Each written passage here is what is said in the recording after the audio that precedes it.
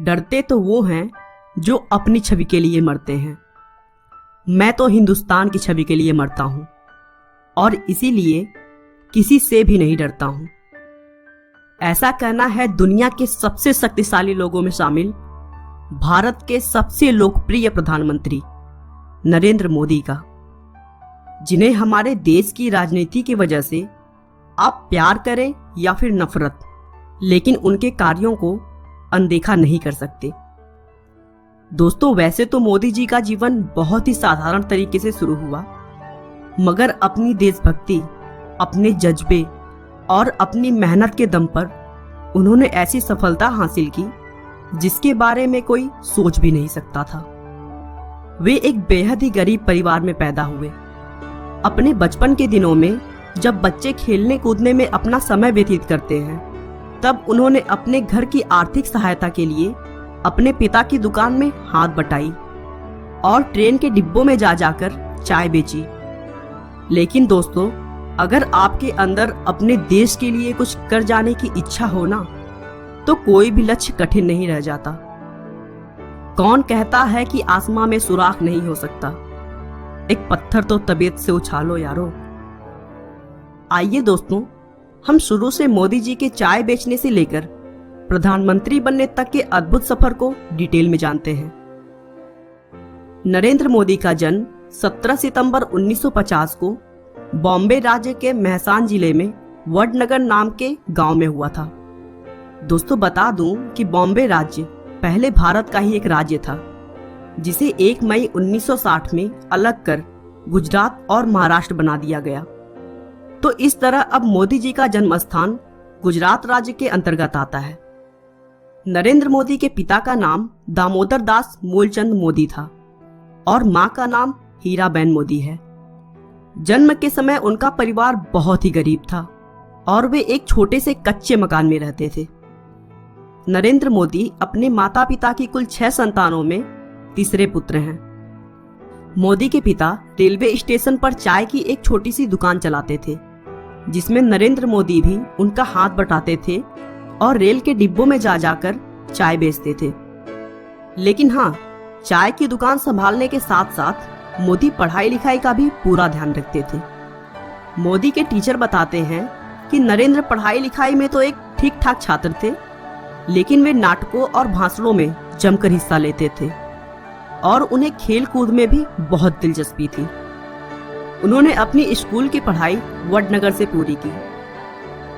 सिर्फ 13 साल की उम्र में नरेंद्र मोदी की सगाई यशोदाबेन चमनलाल के साथ कर दी गई और फिर 17 साल की उम्र में उनकी शादी हो गई। फाइनेंशियल एक्सप्रेस की एक न्यूज के अनुसार नरेंद्र और जसोदा ने कुछ वर्ष साथ रहकर बिताए, लेकिन कुछ समय बाद नरेंद्र मोदी के इच्छा से वे दोनों एक दूसरे के लिए अजनबी हो गए। लेकिन नरेंद्र मोदी के जीवन लेखक ऐसा नहीं मानते हैं। उनका मानना है कि उन दोनों की शादी जरूर हुई, लेकिन वे दोनों एक साथ कभी नहीं रहे। शादी के कुछ वर्षों बाद नरेंद्र मोदी ने घर छोड़ दिया और एक तरह से उनका वैवाहिक जीवन लगभग समाप्त सा हो गया। नरेंद्र मोदी का मानना है कि एक शादीशुदा के मुकाबले अविवाहित व्यक्ति भ्रष्टाचार के खिलाफ ज्यादा जोरदार तरीके से लड़ सकता है, क्योंकि उसे अपनी पत्नी, परिवार और बाल बच्चों की कोई चिंता नहीं रहती। बचपन से ही मोदी में देशभक्ति कूट कूट कर भरी थी। 1962 में जब भारत चीन युद्ध हुआ था, उस समय मोदी रेलवे स्टेशन पर जवानों से भरी ट्रेनों में उनके लिए खाना और चाय लेकर जाते थे। 1965 में भारत पाकिस्तान युद्ध के समय भी मोदी ने जवानों की खूब सेवा की थी। 1971 में वे आरएसएस के प्रचारक बन गए और अपना पूरा समय आरएसएस को देने लगे। वे वहां सुबह 5 बजे उठ जाते और देर रात तक काम करते। प्रचारक होने की वजह से मोदी जी ने गुजरात के अलग अलग जगहों पर जाकर लोगों की समस्याओं को बहुत करीब से समझा और फिर भारतीय जनता पार्टी का आधार मजबूत करने में इंपॉर्टेंट रोल निभाया। 1975 के आसपास में राजनीति क्षेत्रों में विवाद की वजह से उस समय की प्रधानमंत्री इंदिरा गांधी ने कई राज्यों में आपातकालीन घोषित कर दिया था। और तब आरएसएस जैसी संस्थाओं पर भी प्रतिबंध लगा दिया गया था। फिर भी मोदी चोरी छिपे देश की सेवा करते रहे और सरकार की गलत नीतियों का जमकर विरोध किया। उसी समय मोदी जी ने एक किताब भी लिखी थी जिसका नाम संघर्ष माह गुजरात था। इस किताब में उन्होंने गुजरात की राजनीति के बारे में चर्चा किया था। उन्होंने आरएसएस के प्रचारक रहते हुए 1980 में गुजरात विश्वविद्यालय से राजनीति विज्ञान में पीजी की डिग्री प्राप्त की। आरएसएस में बेहतरीन काम को देखते हुए उन्हें भाजपा में नियुक्त किया गया, जहां उन्होंने 1990 में आडवाणी की अयोध्या रथ यात्रा का भव्य आयोजन किया, जिससे भाजपा के सीनियर लीडर्स काफी प्रभावित हुए। आगे भी उनके अद्भुत कार्य की बदौलत भाजपा में उनका महत्व बढ़ता रहा। आखिरकार मोदी की मेहनत रंग लाई और उनकी पार्टी ने गुजरात में 1995 के विधानसभा चुनाव में बहुमत में अपनी सरकार बना ली। लेकिन मोदी से कहासुनी होने के बाद शंकर सिंह बघेला ने पार्टी से रिजाइन दे दिया। उसके बाद केशुभाई पटेल को गुजरात का मुख्यमंत्री बना दिया गया और नरेंद्र मोदी को दिल्ली बुलाकर भाजपा में संगठन के लिए केंद्रीय मंत्री का रिस्पांसिबिलिटी दिया गया। मोदी जी ने इस रिस्पांसिबिलिटी को भी बखूबी निभाया। 2001 में केशुभाई पटेल की सेहत बिगड़ने लगी थी और भाजपा चुनाव में कई सीटें भी हार रही थी। इसके बाद भारतीय जनता पार्टी ने अक्टूबर 2001 में केशुभाई पटेल की जगह नरेंद्र मोदी को गुजरात के मुख्यमंत्री पद की कमान सौंपी। नरेंद्र मोदी ने मुख्यमंत्री का अपना पहला कार्यकाल 7 अक्टूबर 2001 से शुरू किया। इसके बाद मोदी ने राजकोट विधानसभा चुनाव लड़ा, जिसमें उन्होंने कांग्रेस पार्टी के अश्विन मेहता को बड़े अंतर से मात दी। मुख्यमंत्री पद पर रहते हुए मोदी ने बहुत ही अच्छी तरीके से अपने कार्यों को संभाला और गुजरात को फिर से मजबूत कर दिया। उन्होंने गांव-गांव तक बिजली पहुंचाई, टूरिज्म को बढ़ावा दिया। देश में पहली बार किसी राज्य की सभी नदियों को एक साथ जोड़ा गया, जिससे पूरे राज्य में पानी की प्रॉब्लम सॉल्व हो गई। एशिया के सबसे बड़े सोलर पार्क का निर्माण भी गुजरात में ही हुआ। और इन सब के अलावा भी उन्होंने बहुत सारे अद्भुत कार्य किए और देखते ही देखते गुजरात को भारत का सबसे बेहतरीन राज्य बना दिया और वह खुद गुजरात के सबसे लोकप्रिय मुख्यमंत्री बन गए। लेकिन उसी बीच मार्च 2002 में गुजरात के गोधरा कांड से नरेंद्र मोदी का नाम जोड़ा गया। इस कांड के लिए न्यूयॉर्क टाइम्स ने मोदी प्रशासन को जिम्मेदार ठहराया और फिर कांग्रेस सहित अनेक विपक्षी दलों ने उनके इस्तीफे की मांग की।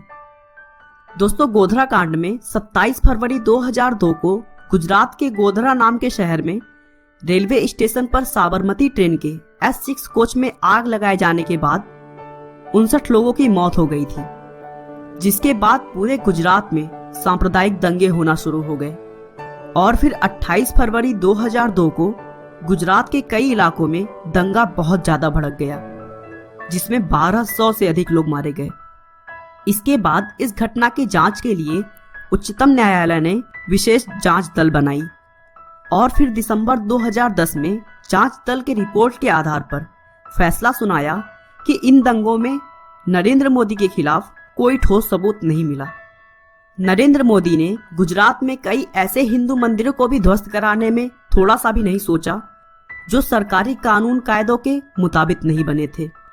हालांकि इसके लिए उन्हें विश्व हिंदू परिषद जैसे संगठनों का भी विरोध झेलना पड़ा, लेकिन उन्होंने इसकी थोड़ी सी भी परवाह नहीं की और देश के लिए जो सही था उसी काम को करते रहे। उनके अच्छे डिसीजंस और कार्यों की वजह से गुजरात के लोगों ने मोदी को 4 बार लगातार अपना मुख्यमंत्री बनाया। गुजरात में मोदी की सफलता देखकर बीजेपी के सीनियर नेताओं ने मोदी को 2014 के लोकसभा चुनाव का प्रधानमंत्री उम्मीदवार घोषित किया, जिसके बाद मोदी ने पूरे भारत में बहुत सारी रैलियां की और साथ ही साथ उन्होंने सोशल मीडिया का भी भरपूर लाभ उठाया और लाखों लोगों तक अपनी बात रखी। मोदी के अद्भुत विकासशील कार्य, उनके प्रेरणादायक भाषण, देश के लिए उनका प्यार और उनकी सकारात्मक सोच की वजह से उन्हें भारी मात्रा में वोट मिले और वे भारत के 15वें प्रधानमंत्री बने। दोस्तों, नरेंद्र मोदी एक बहुत ही मेहनती व्यक्ति हैं। वे 18 घंटे काम करते हैं और कुछ ही घंटे सोते हैं। दोस्तों, मोदी जी का कहना है कि कड़ी मेहनत कभी थकान नहीं लाती है, वह तो बस संतोष लाती है। नरेंद्र मोदी शुद्ध शाकाहारी हैं और नवरात्र के 9 दिन उपवास रखते हैं। वे अपनी सेहत का भरपूर ध्यान रखते हैं और प्रतिदिन योग करते हैं, भले ही वे कहीं पर भी हों।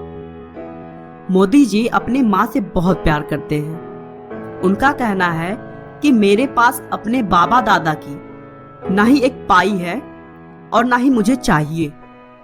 मेरे पास अगर कुछ है तो अपनी माँ का दिया आशीर्वाद।